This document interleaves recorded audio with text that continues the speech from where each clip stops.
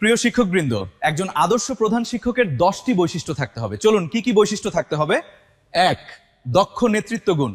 একজন আদর্শ প্রধান শিক্ষক বিদ্যালয়কে সঠিকভাবে পরিচালনা করার জন্য কার্যকর নেতৃত্ব প্রদান করেন। 2.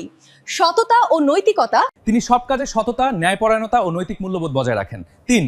দূরদর্শী চিন্তাভাবনা, বিদ্যালয়ের উন্নয়ন ও ভবিষ্যৎ পরিকল্পনায় সুদূর প্রসারী দৃষ্টিভঙ্গি রাখেন। 4. শিক্ষাবান্ধব মনোভাব, শিক্ষার্থীদের শিক্ষা ও মানসিক বিকাশে আন্তরিকভাবে কাজ করেন। 5. দায়িত্বশীলতা, নিজ দায়িত্ব যথাযথভাবে পালন করেন। 6. যোগাযোগ দক্ষতা, শিক্ষক, শিক্ষার্থী, অভিভাবক ও সমাজের সাথে সুন্দর সম্পর্ক ও যোগাযোগ বজায় রাখেন। 7. সহানুভূতিশীল আচরণ, অন্যের সমস্যা বুঝতে পারেন এবং মানবিক দৃষ্টিভঙ্গি প্রদর্শন করেন। 8. সিদ্ধান্ত গ্রহণের সক্ষমতা, প্রয়োজনীয় সময়ে সঠিক ও কার্যকর সিদ্ধান্ত নিতে সক্ষম হন। 9. উদ্ভাবনী ও সৃজনশীল মনোভাব, নতুন ধারণা গ্রহণ ও প্রয়োগে আগ্রহী থাকেন এবং বিদ্যালয়ে ইতিবাচক পরিবর্তন আনেন। 10. শৃঙ্খলা ও সময়ানুবর্তিতা, নিজে শৃঙ্খলা পরায়ণ হন এবং বিদ্যালয়ে নিয়ম শৃঙ্খলা প্রতিষ্ঠায় ভূমিকা রাখেন। লাইক, কমেন্ট ও শেয়ার করে সাথে থাকুন।